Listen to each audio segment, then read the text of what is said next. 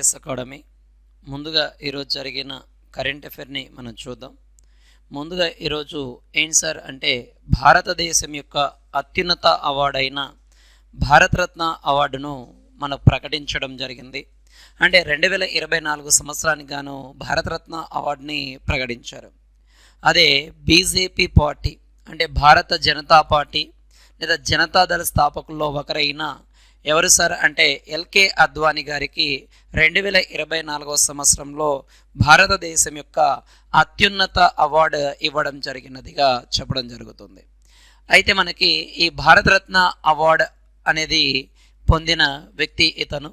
దాని తర్వాత ఈ యొక్క అత్యున్నత పురస్కారం ఇతను పొందడం, దాంతోపాటు ఇతను ఈ అవార్డును భారతరత్న అవార్డును 1954 జనవరి 2వ తారీఖున ఏది భారతదేశం యొక్క అత్యున్నత అవార్డును మొదటిసారిగా ప్రారంభించారు. అయితే ఎల్కే అద్వానీ గారి గురించి చూసుకుంటే అతని యొక్క పూర్తి పేరు లాల్ కృష్ణ అద్వానీ. ఇతను నవంబర్ 8, 1927 సంవత్సరంన ప్రజెంట్ పాకిస్తాన్ అయిన కరాచీలో జన్మించడం జరుగుతుంది. దాని తర్వాత ఇతను 1947లో మిలిటెంట్ హిందూ గ్రూప్ అయిన రాష్ట్రీయ స్వయం సేవక్ సంఘ్ అనే RSSలో అద్వానీ చేరిన తర్వాత ఇతని యొక్క రాజకీయ ప్రయాణం మొదలవ్వడం జరిగింది. 1980లో అటల్ బిహారీ వాజ్పేయితో కలిసి భారత జనతా పార్టీ బీజేపీ ఏర్పాటులో అద్వానీ గారు కీలక పాత్ర పోషించడం జరిగినదిగా చెప్పవచ్చు. ఇతనికి భారతదేశం యొక్క అత్యున్నత అవార్డులైన పద్మ విభూషణ్ అవార్డు కూడా 2015లో పొందడం జరుగుతుంది. అయితే 2024లో ఇతని కంటే ముందు ఒక వ్యక్తికి భారతరత్న అవార్డును ప్రకటించడం జరిగింది. అదే మనకి ప్రఖ్యాత సోషలిస్ట్ నాయకుడు అయిన బీహార్ ముఖ్యమంత్రి కర్పూరి ఠాకూర్ అతనికి ఇవ్వడం జరిగింది. ఇతనికి మరణాంతరం ఈ అవార్డు పొందిన వ్యక్తిగా చెప్పడం జరుగుతుంది. అంటే 2024లో ఈ యొక్క సోషలిస్ట్ పార్టీ మరియు బీహార్ ముఖ్యమంత్రి అయిన కర్పూరి ఠాకూర్కి అవార్డు రావడం జరిగింది. అతని యొక్క 100వ జయంతి అంటే శత జయంతి సందర్భంగా ఈ అవార్డును ఇవ్వడం జరిగినదిగా చెప్పడం జరుగుతుంది. అయితే ఇప్పటిదాకా భారతరత్న అవార్డును అందుకున్న వ్యక్తులు 48 మంది ఈ అవార్డులను స్వీకరించడం జరిగింది. దాదాపుగా 17 మంది మరణాంతరం ఆఫ్టర్ డెత్ ఈ అవార్డును తీసుకోవడం జరిగిందిగా అంటే ప్రదానం చేయడం జరిగినది. భారతరత్న అవార్డు చూసుకుంటే మనకి ఎవరికి ఇస్తారు సార్ అంటే భారతదేశంలో విశేషమైన కృషి చేసిన వ్యక్తులకు ఇవ్వడం జరిగింది. అయితే మొట్టమొదటిసారిగా 1954 జనవరి 2న ప్రారంభించినప్పుడు ఈ మొదటి అవార్డును సి రాజగోపాలాచారి అండ్ సర్వేపల్లి రాధాకృష్ణ గారు అండ్ భారతీయ శాస్త్రవేత్త అయిన సివి రామన్కి మొదటిసారిగా ఈ భారతదేశం యొక్క అత్యున్నత అవార్డు ఇవ్వడం జరిగింది. అంటే మొత్తం 48 మంది స్వీకరించారు. అండ్ మనకి ఈ యొక్క ఇద్దరికి కూడా 2024లో ఎల్కే అద్వానీ గారికి, దాని తర్వాత బీహార్ మాజీ ముఖ్యమంత్రి అయిన కర్పూరి ఠాకూర్కి మరణాంతరం ఈ అవార్డుని స్వీకరించడం జరిగింది. ఇక్కడ కొంచెం జాగ్రత్తగా ఈ అవార్డులను చూడండి. దాని తర్వాత నెక్స్ట్ కరెంట్ అఫైర్కి వెళ్ళిపోతే ఏంటి సార్ అంటే సూరజ్ ఖండ్ మేళా. ఈ సూరజ్ ఖండ్ మేళా 37వ ఎడిషన్ ఫిబ్రవరి 2వ తారీఖు నుంచి ఫిబ్రవరి 18 వరకు మనకి జరగనున్నది. ఏది సార్ అంటే సూరజ్ కుండ్ మేళా అనేది ఎక్కడ జరగనుంది సార్ అంటే హర్యానాలోని ఫరీదాబాద్లో ఇది జరగనున్నట్టుగా ప్రకటించడం జరిగింది. అనేక రకాల అయిన సాంస్కృతిక కార్యక్రమాలు, అనేక రకాలైన వంటలు అనేక రకాలుగా ఇచ్చేయడం జరుగుతుంది ఈ సూరజ్ ఖండ్ మేళాలో. అయితే దీనిని రాష్ట్రపతి ద్రౌపది ముర్ము గారు ప్రారంభంతో ఈ యొక్క 37వ ఎడిషన్ అయిన సూరజ్ కుండ్ మేళా ప్రారంభించడం జరిగింది. అయితే ఈ సూరజ్ కుండ్ ఇంటర్నేషనల్ క్రాఫ్ట్ మేళా ప్రవేశానికి టికెట్ కూడా నిర్ణయించారు. కొంచెం జాగ్రత్త చూడండి. ఒక్కొక్కరికి 120 రూపాయలు, వారంతపు ధర 180 రూపాయలు. అంటే వీక్లీ టికెట్ 180 రూపాయలుగా ఉండడం జరుగుతుంది. ఎవరైనా విద్యార్థి స్టూడెంట్ ఐడి ఉంటే వాళ్ళకు పాఠశాల అండ్ కళాశాల విద్యార్థులకు వారంపు రోజుల టికెట్ పైన 50% తగ్గింపు కూడా పొందవచ్చని ప్రకటించడం జరిగింది. దాంతోపాటు సీనియర్ సిటిజన్లకు, సైనికులకు, వికలాంగులకు ఈ యొక్క 50% ఇచ్చేస్తున్నట్టుగా చెప్పడం జరిగింది. అయితే సందర్శకులు చేతితో నేసిన వస్త్రాలు, కుండలు, ఆభరణాలు, చేతి వృత్తి పనులతో చేసిన కొన్ని రకాలైన వస్తువులను ఇక్కడ విక్రయించవచ్చని కూడా చెప్పడం జరిగింది. అంటే భారతదేశం యొక్క సంస్కృతిని ఇక్కడ తెలియజేసే విధంగా దీనిని తయారు చేయడం జరిగింది. విభిన్న సంస్కృతులతో ఇక్కడ మనకి భాంగ్రా, కథక్ లాంటి సాంప్రదాయ నృత్యాల నుండి జానపద సంగీతాలు అండ్ తోలుబొమ్మల ప్రదర్శనలు కూడా ఈ యొక్క ఫెయిర్ ఈవెంట్ లో ఉన్నట్టుగా చెప్పడం జరుగుతుంది. దాంతోపాటు సాంప్రదాయ వంటకాలు, స్పైసీ స్వీట్ ఫుడ్ లాంటి సూరత్ కండ్ మేళాలో మనకి నిర్వహించనున్నారుగా చెప్పవచ్చు. కాబట్టి కొంచెం జాగ్రత్తగా చూడండి. సూరత్ కండ్ మేళా ఎక్కడ జరుగుతుంది సార్ అంటే సూరత్ కుండ్ మేళా ఫరీదాబాద్, హర్యానాలో జరుగుతుంది. అయితే దీన్ని ఎవరు ప్రారంభించారు, టికెట్ ధర ఎంత, ఎవరికి సబ్సిడీ ఇవ్వనున్నారు, దీంట్లో ప్రదర్శించే కళలు ఏమిటి, దాని తర్వాత దీంట్లో వంటలు కూడా ఇవ్వడం జరుగుతుంది. కానీ ఇలాంటి అంశాలను కొంచెం జాగ్రత్తగా చూడండి. నెక్స్ట్ కరెంట్ అఫైర్ విషయానికి వెళ్ళిపోతే తమిళ నటుడు తమిళ నటుడు అయిన విజయ్ మనకు ఒక పార్టీని స్థాపించడం జరిగింది. ఏంటి సార్ అంటే మనకి ఫిబ్రవరి 2న తన రాజకీయ కొత్త పార్టీని ప్రకటించడం జరిగింది. తమిళగా వెట్రి కజగం అనే ఒక కొత్త పార్టీని ఏర్పాటు చేయడం జరుగుతుంది. అయితే ఇతను ఏమని చెప్పాడు సార్ అంటే ఇతను 2024 ఎన్నికల్లో తమ పార్టీ పోటీ చేయదని, 2026 తమిళనాడు అసెంబ్లీ ఎన్నికల్లో మేము పోటీ చేయనున్నట్లుగా ప్రకటించడం జరిగినదిగా చెప్పడం జరుగుతుంది. కాబట్టి కొంచెం జాగ్రత్తగా, ఇటీవల చాలా రకాల పార్టీలు వచ్చాయి. ఆ పార్టీలలో ఇలాంటి పార్టీలు చాలా జాగ్రత్త చూడండి. ఆల్రెడీ మనకి తమిళనాడు రాష్ట్రంలో అక్కడ మనకి ఈ యొక్క మొదటగా భారతదేశంలోనే మొట్టమొదటి సినిమా ఇండస్ట్రీ నుంచి సీఎం అయిన వ్యక్తి కూడా అక్కడే ఉండడం జరుగుతుంది. అండ్ దాని తర్వాత జయలలిత గారు అండ్ ఇలా కూడా ఉండడం జరుగుతుంది. విజయ్ గారు కూడా మళ్ళీ పార్టీ పెట్టడం జరిగింది. అయితే అక్కడ ఉన్న వ్యక్తి పేరు కామెంట్ రూపంలో తెలియజేయండి. భారతదేశంలో మొట్టమొదటిసారిగా సినిమా రంగంలో పనిచేసి సినిమా హీరోగా పనిచేసి ఏది మనకి సీఎం అయిన మొదటి వ్యక్తి పేరేంటి కామెంట్ రూపంలో తెలియజేయండి. నెక్స్ట్ కరెంట్ అఫైర్కి వెళ్ళిపోదాం. ఏంటి సార్ అంటే మనకి సీతారామన్ బడ్జెట్ మనకి ఆల్రెడీ ఓట్ ఆన్ బడ్జెట్ ప్రవేశపెట్టారు కదా భారతదేశంలో. ఈ యొక్క ఓట్ ఆన్ అకౌంట్ బడ్జెట్ లో భాగంగా మనకి నిర్మలా సీతారామన్ గారు ఒక గర్భాశయ క్యాన్సర్ నివారణకు సంబంధించి ఒక వ్యాక్సిన్ ని రిలీజ్ చేయడం జరిగింది. ఇది ముఖ్యంగా 9 నుంచి 14 సంవత్సరాల వయసు కలిగిన బాలికలకు టీకా వేయడానికి ఈ నిర్మలా సీతారామన్ గారు ఈ బడ్జెట్ లో దీన్ని ప్రవేశపెట్టడం జరిగింది. గర్భాశయ క్యాన్సర్ అయితే గర్భాశయ క్యాన్సర్ అనేది మహిళల్లో 2వ అత్యంత సాధారణమైన క్యాన్సర్ గా ఉన్నట్టుగా ప్రకటించారు. ఇక్కడ జాగ్రత్త, మహిళల్లో ఎన్నోదంట 2వ అత్యంత సాధారణమైన క్యాన్సర్. ఈ గర్భాశయ క్యాన్సర్ కు కారణమైన వైరస్ ని హ్యూమన్ పపిలోమా వైరస్ HPV వైరస్ అనే పేరుతో పిలవడం జరుగుతుంది. అయితే మొట్టమొదటిసారిగా ఢిల్లీలో 2016 9 నుంచి 14 సంవత్సరాల వయసు కలిగిన బాలికల కోసం ఒక కార్యక్రమాన్ని కూడా ఇలాంటి ప్రారంభించారు.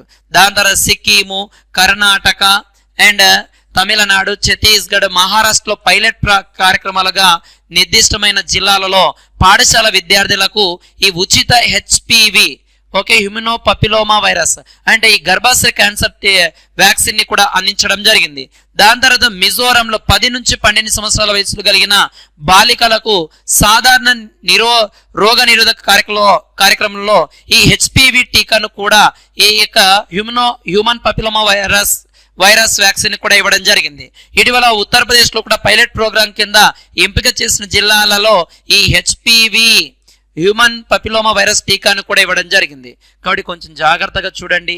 ఇలాంటి క్యాన్సర్ కి సంబంధించినవి మనకి ఖచ్చితంగా కరెంట్ అఫైర్ లో అడగడానికి ఛాన్సెస్ ఉంది. అంటే మధ్యంతర బడ్జెట్ లో ఇవ్వడం జరుగుతుంది. దాంతోపాటు మన ఫాలోవర్స్ కూడా చెప్తున్నా, ఈ ప్రతిరోజు మేము ఈ కరెంట్ అఫైర్ ని పీడిఎఫ్ రూపంలో మీకు అందించడం కూడా జరుగుతుంది. కాబట్టి సబ్స్క్రైబ్ చేసుకోండి. దాంతోపాటు ఆర్ఎస్ అకాడమీ కర్నూలు అని మీ టెలిగ్రామ్ గ్రూప్లో టైప్ చేస్తే మీకు టెలిగ్రామ్ గ్రూప్ కూడా మా ఈ అకాడమీ తరఫున టెలిగ్రామ్ గ్రూప్ కూడా వస్తుంది. దాంట్లో ఈ సమాచారం ఏదైతే వింటున్నారో దానికి సంబంధించిన కరెంట్ అఫైర్ని దాన్ని పీడిఎఫ్ రూపంలో కూడా మేము పొందుపరచడం జరిగింది. దాని తర్వాత నెక్స్ట్ కరెంట్ అఫైర్కి వెళ్ళిపోతే ఏంటి సార్ అంటే board of control for cricket in India BCCI కార్యదర్శిగా జయేషా అనే వ్యక్తి మళ్ళీ ఎన్నిక కావడం జరిగింది. అంటే BCCI ఎవరు సార్ అంటే BCCI board of control for cricket in India okay కార్యదర్శిగా జయశేష ఆసియా క్రికెట్ కౌన్సిల్ అధ్యక్షుడిగా 3వసారి ఏకగ్రీవంగా ఎన్నిక కావడం జరిగింది. ఓకే ఆసియా క్రికెట్ కౌన్సిల్ బాధ్యతలను మొదటిసారిగా ఎప్పుడు స్వీకరించడం జరిగింది సార్ అంటే 2021లో ఇతను మొదటిసారిగా ఇచ్చేయడం జరిగింది. అంటే BCCI board of control for cricket in India Asia cricket council యొక్క అధ్యక్షుడిగా 3వసారి ఎవరు ఎందుకుంది సార్ అంటే జైశానో అందుకోవడం జరిగింది. అయితే మనకి BCCI యొక్క హిస్టరీ మనం చూస్తే 1912లో ఇంగ్లాండ్లో పర్యటించిన మొదటి భారత క్రికెట్ జట్టు పాటియాలా మహారాజు ఆర్థిక సహాయంతో అక్కడ కెప్టెన్ వాళ్ళు వ్యవహరించడం జరిగింది. దాని తర్వాత 1926లో ఇంటర్నేషనల్ క్రికెట్ కౌన్సిల్ అని ఈ యొక్క BCCIని మార్చడం జరిగింది. పిలువబడే దీన్ని ఇంపీరియల్ క్రికెట్ కాన్ఫరెన్స్ కి 2 భారతీయులు హాజరవ్వడం జరిగింది. అంటే 1926లో ఇంటర్నేషనల్ క్రికెట్ కౌన్సిల్ అని పిలువబడే దాని నుంచి ఇంపీరియల్ క్రికెట్ కాన్ఫరెన్స్ కు 2 భారతీయులు ఎన్నిక కావడం, పాటియాలా మహారాజా అండ్ ఇతరులు ICCని చేర్చాలని డిమాండ్ చేయడం జరిగింది. దాంట్లో భాగంగానే డిసెంబర్ 10, 1921న భారత క్రికెట్ నియంత్రణ బోర్డుని స్థాపించడం జరిగినది. BCCIని స్థాపించారు. BCCIని 1927 డిసెంబర్ 10న స్టార్ట్ చేశారు. BCCI అనేది తమిళనాడు సొసైటీ రిజిస్ట్రేషన్ చట్టం ప్రకారం 1928లో స్థాపించబడిన స్వయం ప్రతిపత్తి కలిగిన సంస్థ. అయితే RE గ్రాంట్ గోవన్ మొదటి అధ్యక్షుడిగా ఉండడం జరుగుతుంది. అండ్ ఆంటోనీ డి మెల్లో మొదటి కార్యదర్శిగా ఉన్నారు BCCIకి. కొంచెం జాగ్రత్తగా రాసుకున్నాను. దాని తర్వాత నెక్స్ట్ కరెంట్ అఫైర్ చూస్తే నావికా దళం 2024ని నేషనల్ సివిలియన్ సంవత్సరంగా ప్రకటించింది. అంటే ఈ యొక్క నేవీ 2024వ సంవత్సరాన్ని ఏమని ప్రకటించింది సార్ అంటే నేషనల్ సివిలియన్ ఇయర్ గా ప్రకటించడం జరిగినది. Okay year of national civilian చొరవ పెంచడంతో పాటు ఉద్యోగ సంక్షేమాన్ని పెంచడం కోసం ఈ భారత నౌకాదళం భవిష్యత్తు సంబంధించిన సన్నద్ధమైన కార్యక్రమాలు కూడా ఇచ్చేయడం జరుగుతుంది. అయితే మనకు ఈ యొక్క ఇండియన్ నేవీ గురించి చూస్తే ఈస్ట్ ఇండియా కంపెనీ మే 1, 1980లో బ్రిటిష్ క్రౌన్ కింద రావడం జరిగినది. మనకి ఇది అదే పోరాట హోదా పొందడం జరిగింది. దాని తర్వాత ఈ సేవను గుర్తించి ఇండియన్ నేవీ అని పేరు పెట్టడం జరిగింది. 1958లో హార్మెస్ట్రీ ఇండియన్ నేవీ అనే పేరుగా మార్చడం జరిగింది. 1963లో ఇది 2 శాఖలుగా పునర్వ్యవస్థీకరించబడి ఒకటి బాంబేలో మరొకటి కోల్కతాలో దీన్ని స్టార్ట్ చేశారు. Bombay marine and Bengal marine అని దీన్ని 1963లో ఇచ్చేయడం జరిగింది. దాని తర్వాత రాయల్ ఇండియన్ మెరైన్ గా 1892లో దీన్ని స్థాపించడం జరిగింది. అండ్ అక్టోబర్ 2, 1934న బాంబే ప్రధాన కార్యాలయంగా రాయల్ ఇండియన్ నేవీని గా పేరు మార్చడం జరిగింది. దాని తర్వాత మార్చి 1941లో నౌకాదళ ప్రధాన కార్యాలయాన్ని బాంబే నుండి న్యూఢిల్లీకి బదిలీ చేయడం జరిగింది. స్వాతంత్రం తర్వాత రాయల్ ఇండియన్ నేవీ యొక్క పేరును ఇండియన్ నేవీగా రాయల్ పాకిస్తాన్ గా 2గా విడిపోవడం జరిగింది. అంటే 1947లో భారతదేశం పాకిస్తాన్ 2గా విడిపోయినప్పుడు ఏది సార్ అంటే మనకి రాయల్ ఇండియన్ నేవీని ఇండియన్ నేవీగా పాకిస్తాన్ రాయల్ నేవీగా విడగొట్టడం జరిగింది. అయితే 28 మనకి వైస్ అడ్మిరల్ RD కటారి భారత నావికా దళం యొక్క అధ్యక్షుడైన నావల్ చీఫ్ బాధ్యతలు స్వీకరించడం జరిగింది. ఇలా స్వీకరించిన మొదటి నావిక అధికారిగా ఎవరు సార్ అంటే ఆర్డి కటారి 1958లో బాధ్యతలు స్వీకరించడం జరిగింది. అంటే మనకి ఇలాగా నేవీ అనేది ఇండియన్ నేవీగా ఇలాగ మారడం జరిగింది. దానికి సంబంధించి డేటాని చాలా జాగ్రత్తగా రాసుకున్నాను. ఇలాంటి సమాచారం అనేది మీకు చాలా అరుదుగా లభిస్తుంది. ఎందుకంటే అన్ని రకాల చదివేతో పాటు ఇలాంటి చదివినప్పుడు ఎక్కువ మార్క్స్ని ఇచ్చేయచ్చు. అంటే గతంలో నేవీ యొక్క పూర్వాలు అంటే ఎప్పటి నుంచి ఎలాగ వచ్చిందో కూడా మనం నీట్గా చెప్పడం జరుగుతుంది.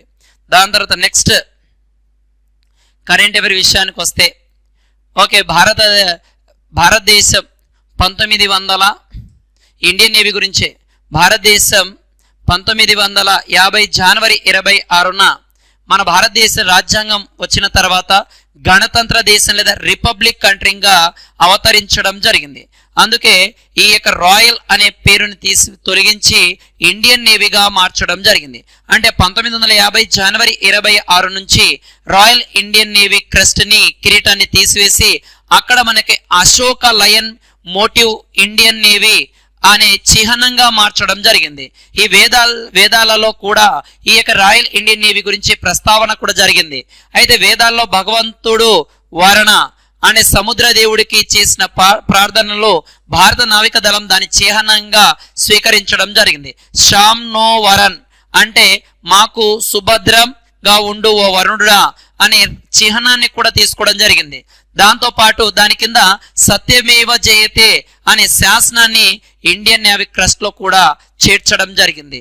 అయితే మనకు 1951 మే 27న భారత రాష్ట్రపతి అయిన డాక్టర్ రాజేంద్ర ప్రసాద్ గారు భారత నావిక దళానికి రంగులను కూడా అందించడం జరిగింది. మొట్టమొదటిసారిగా నేవీ డేని అక్టోబర్ 21, 1944లో మొదటిసారిగా నేవీ డేని నిర్వహించడం జరిగింది. 1971 నాటికి భారత్ పాకిస్తాన్ యుద్ధంలో కరాచీ నౌకాశ్రయంలో జరిగిన క్షిపణి దాడి జ్ఞాపకార్థము అమరవీరులకు నివాళిక అర్పించేందుకు ప్రతి సంవత్సరం డిసెంబర్ 4ని నేవీ డేగా నిర్వహించడం జరుగుతుంది. 2021 నుండి ప్రస్తుతం అడ్మిరల్ గా ఆర్ హరికుమార్ ఉండడం జరుగుతుంది మనకి అని చెప్పవచ్చు. ఓకే, దాని తర్వాత నెక్స్ట్ కరెంట్ అఫైర్ విషయానికి వెళ్ళిపోతే గుజరాత్లోని సూరత్ విమానాశ్రయంను అంతర్జాతీయ విమానాశ్రయంగా ప్రకటించారు. గుజరాత్లోని విమానాశ్రయాన్ని ఏమని ప్రకటించారు సార్ అంటే ఇంటర్నేషనల్ విమానాశ్రయంగా ప్రకటించారు, గుర్తింపు లభించడం జరిగింది. టోటల్ ఇండియా వైడ్గా మొత్తం 34 ఇంటర్నేషనల్ ఎయిర్పోర్ట్స్ అనేవి ఉండడం జరుగుతుంది. దీనిలో అతిపెద్ద విమానాశ్రయం ఏది సార్ అంటే ఇందిరాగాంధీ అంతర్జాతీయ విమానాశ్రయం. భారతదేశంలో అతిపెద్ద విమానాశ్రయం ఇందిరాగాంధీ అంతర్జాతీయ విమానాశ్రయం. అయితే అత్యంత రద్దీగా ఉండే విమానాశ్రయం మాత్రం Chhatrapati Shivaji international airport. Chhatrapati Shivaji international తర్వాత అత్యంత రద్దీగా ఉండే విమానాశ్రయం ఇందిరాగాంధీ విమానాశ్రయంగా చెప్పడం జరుగుతుంది మనకి ఏదేనన్నా. అయితే భారతదేశంలో కొచ్చిన్లో అంతర్జాతీయ విమానాశ్రయం ఉండడం జరుగుతుంది. ఈ కేరళలో పబ్లిక్ ప్రైవేట్ పార్ట్నర్షిప్ తో ఏర్పాటైన మొదటి భారతదేశంలోనే అంతర్జాతీయ విమానాశ్రయం. అంటే భారతదేశంలో ప్రైవేట్ భాగస్వామ్యంలో ఏర్పాటైన మొట్టమొదటి విమానాశ్రయం ఓకే పబ్లిక్ ప్రైవేట్ పార్ట్నర్షిప్ లో ఏర్పాటైనది కొచ్చిన్ ఇంటర్నేషనల్ ఎయిర్పోర్ట్ గా చెప్పడం జరుగుతుంది మనకి ఈ దినాన్న.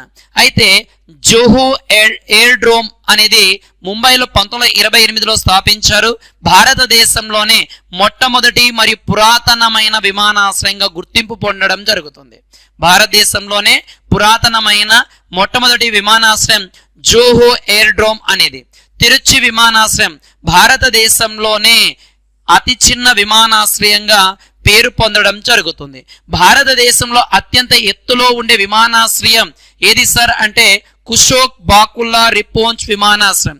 ఎక్కడ ఉంది సార్ అంటే ఇది మనకి లడక్ లో ఉన్న విమానాశ్రయం. అంటే భారతదేశంలోనే అత్యంత ఎత్తైన ప్రదేశంలో ఉన్న విమానాశ్రయం ఇదిగా ఉండడం జరుగుతుంది.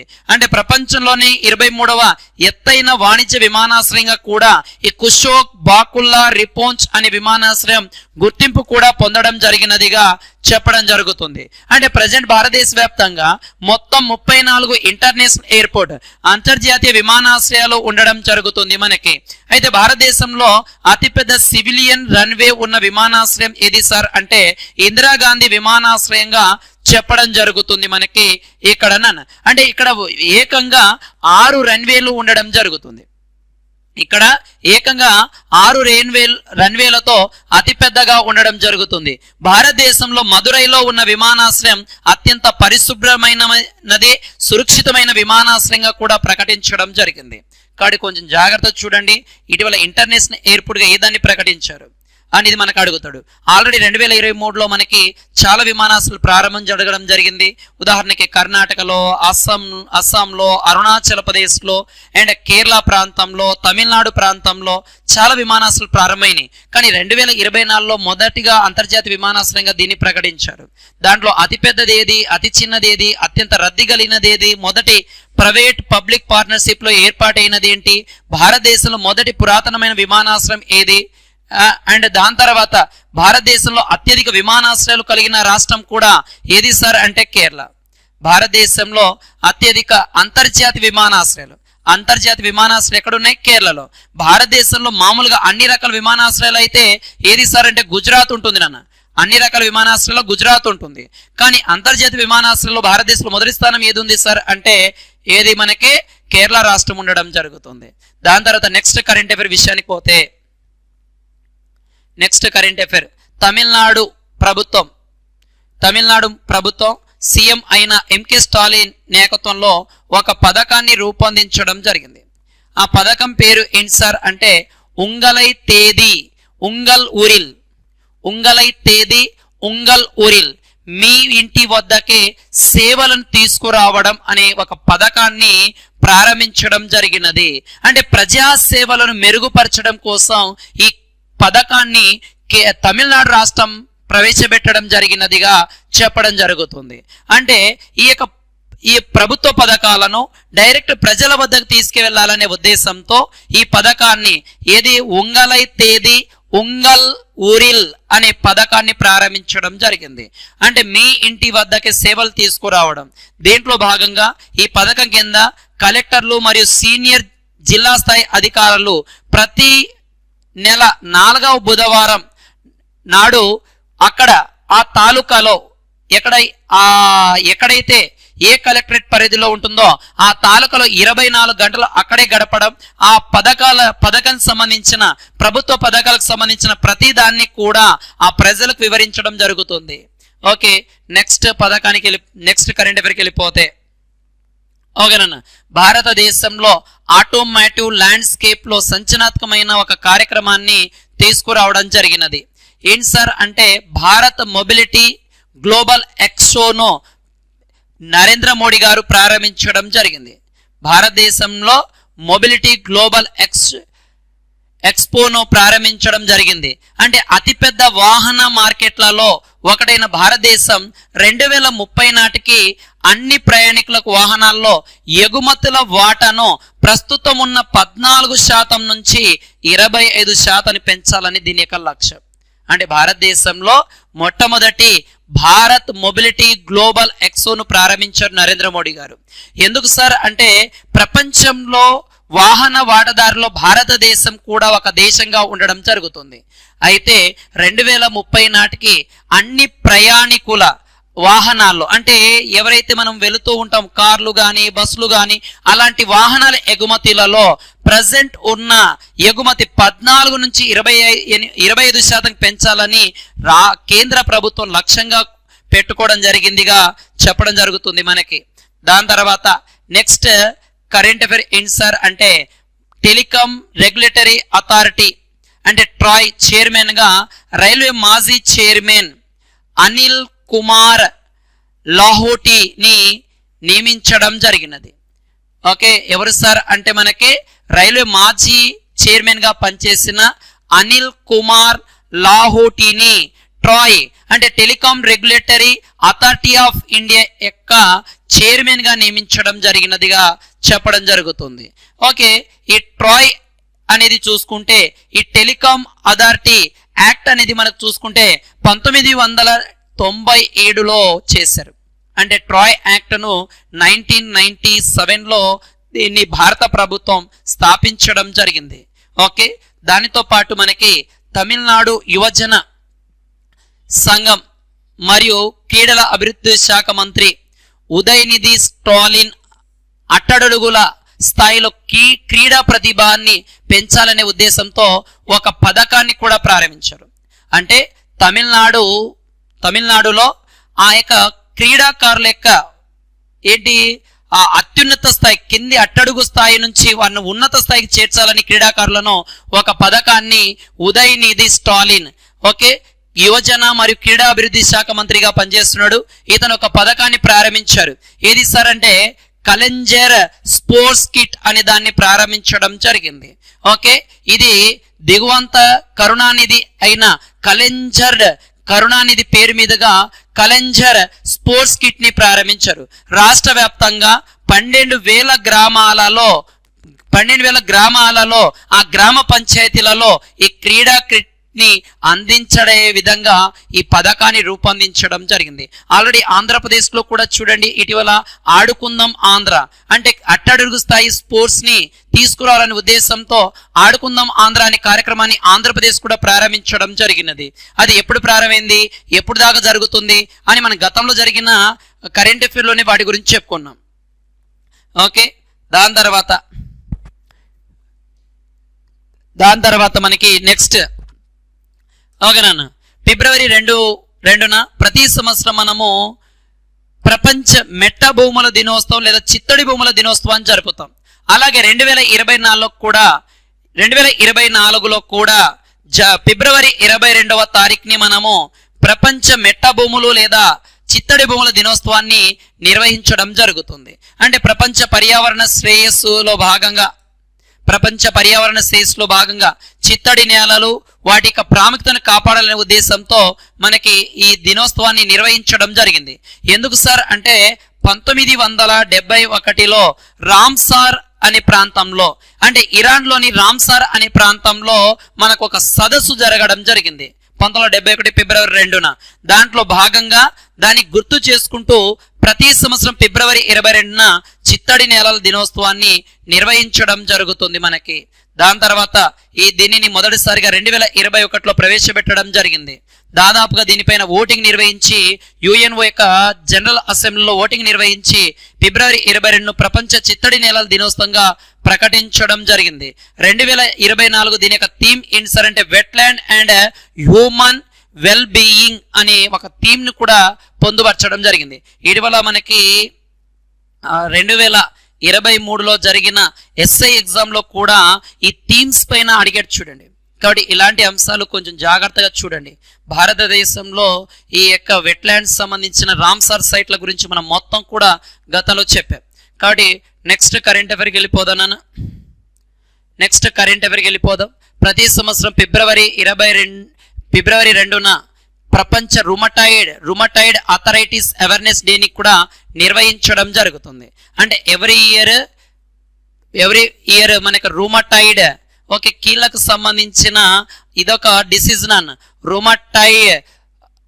రుమటాయిడ్ ఆర్థరైటిస్ అవేర్నెస్ డేని నిర్వహించడం జరుగుతుంది. రుమటాయిడ్ ఆర్థరైటిస్ అనే పదాన్ని మొదటిసారిగా 1958లో ఆల్ఫ్రెడ్ బి గార్డో అనే వ్యక్తి మొదటగా ప్రవేశపెట్టడం జరిగినదిగా చెప్పడం జరుగుతుంది.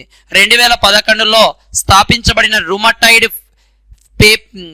పేషెంట్ ఫౌండేషన్ లో భాగంగా 2013 నుంచి ఈ రుమటాయిడ్ అవేర్నెస్ డేని నిర్వహిస్తూ వస్తున్నాగా చెప్పవచ్చు మనకి. కాబట్టి ఎప్పుడు ప్రారంభించారు, ఎప్పటి నుంచి ఈ దినోత్సవాన్ని నిర్వహిస్తూ వస్తున్నాం అనేది కొంచెం జాగ్రత్తగా చూడండి మనకి. దాని తర్వాత ప్రతి సంవత్సరం జనవరి 30వ తారీఖుని లేదా జనవరి 30వ తారీఖుని జనవరిలో వచ్చే 4వ ఆదివారాన్ని ప్రపంచ కుష్ఠవ్యాధి దినోత్సవంగా కూడా మనము నిర్వహించడం జరుగుతుంది. అంటే గాంధీజీ యొక్క వర్ధంతిని గుర్తు చేసుకుంటూ ఈ దినోత్సవాన్ని నిర్వహించడం జరిగింది. అయితే 2024లో ఈ యొక్క ప్రపంచ కుష్ఠవ్యాధి దినోత్సవం యొక్క థీమ్ ఏంటి సార్ అంటే బీట్ లెప్రసీ అనే కార్యక్రమాన్ని నిర్వహించడం జరిగింది. ఓకే, కాబట్టి మనకి మైక్రో బ్యాక్టీరియా లెప్రసీ అనే బ్యాక్టీరియా ద్వారా ఇది ఓకే మైకోబాక్టీరియం లెప్రసీ అనే దాని ద్వారా ఈ వ్యాధి అనేది రావడం జరుగుతుందిగా చెప్పడం జరుగుతుంది. ఈ యొక్క వ్యాధి తగ్గించడం కోసం MDT అనే ఒక వ్యాక్సిన్ ని కూడా ఇవ్వడం జరుగుతుంది. మల్టీ డ్రగ్ థెరపీ అనే వ్యాక్సిన్ కూడా ఇవ్వడం జరుగుతుంది. దీంట్లో మనకి డోపోన్స్, రిపోపిసిన్ అండ్ క్లోపోయిజిమెన్ అనే 3 రకాల దీన్ని కలిపి MDTని ఇవ్వడం జరుగుతుంది. అయితే ఈ కుష్టు వ్యాధిని 0% తీసుకురావాలని భారతదేశం ఒక లక్ష్యం కూడా పెట్టుకోవడం జరిగింది. అందుకే 2027 నాటికి భారతదేశంలో పూర్తిగా కుష్టు వ్యాధిని నిర్మూలించాలని లక్ష్యంగా కూడా భారతదేశం పెట్టుకోవడం జరిగిందిగా చెప్పవచ్చు మనకి.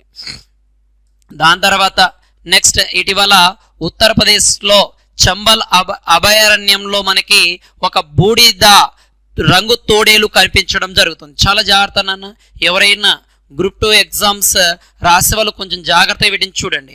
ఎందుకంటే ఎక్కడ సార్ అంటే మన ఉత్తరప్రదేశ్లోని నేషనల్ చంబల్, ఎక్కడ సార్ అంటే నేషనల్ చంబల్ శాంక్చరీ లేదా అభయారణ్యంలో బూడిద రంగు తోడేలు కనబడడం జరిగింది మనకి.